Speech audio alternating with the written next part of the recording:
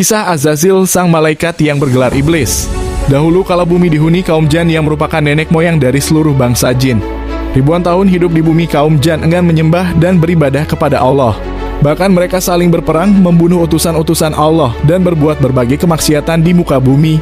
Atas kekafiran mereka tersebut, Allah mengutus ratusan ribu malaikat untuk melenyapkan seluruh kaum Jan yang tinggal di muka bumi. Semua peradaban kaum Jan musnah, namun sebagian kecil dari mereka berhasil melarikan diri ke gunung, laut, dan tempat-tempat terpencil di muka bumi.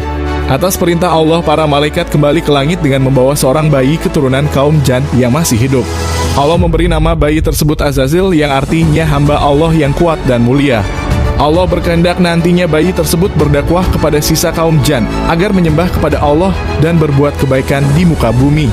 Ribuan tahun berlalu, Azazil tumbuh menjadi malaikat yang taat dan selalu beribadah kepada Allah. Ia pun diangkat menjadi pemimpin para malaikat yang ada di langit pertama. Kemudian tatkala Allah berfirman kepada para malaikat hendak menciptakan manusia sebagai pengganti kaum Jan di bumi, Azazil merasa sangat kecewa karena ia merasa ia dan kaumnya lah yang lebih pantas menjadi penghuni utama di bumi. Kemudian Azazil menghasut para malaikat untuk mempertanyakan rencana Allah tersebut. Setelah menunjukkan kepada para malaikat mengenai kelebihan dan ilmu yang dimiliki Nabi Adam, Allah memerintahkan semua malaikat untuk bersujud kepada Nabi Adam sebagai penghormatan kepada manusia atas ciptaan Allah yang sempurna. Semua malaikat bersujud kecuali Azazil yang tetap berdiri dengan kesombongannya. Azazil berkata dirinya lah yang lebih mulia dibanding Nabi Adam karena diciptakan dari api, sedangkan Nabi Adam diciptakan dari saripati tanah.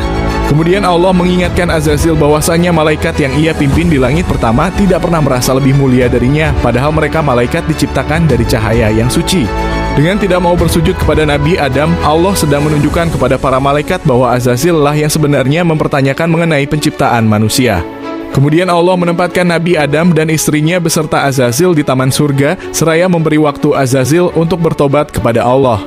Namun bukannya bertobat dan memperbaiki hatinya, Azazil malah menghasut Nabi Adam dan istrinya agar memakan buah terlarang yang ada di taman surga. Kemudian Allah mengeluarkan Azazil, Nabi Adam beserta istrinya dari taman surga. Jadilah Nabi Adam dan istrinya menjadi khalifah di muka bumi. Beliau senantiasa mengajak istri dan keturunannya untuk beribadah kepada Allah agar mereka kelak bisa kembali ke surga. Sedangkan Azazil sesuai dengan keinginannya pula ia kembali menjadi penghuni bumi. Allah menghukumnya dengan mengembalikan dia ke wujud aslinya dan memberinya gelar iblis, yang artinya orang yang berputus asa dari rahmat Allah.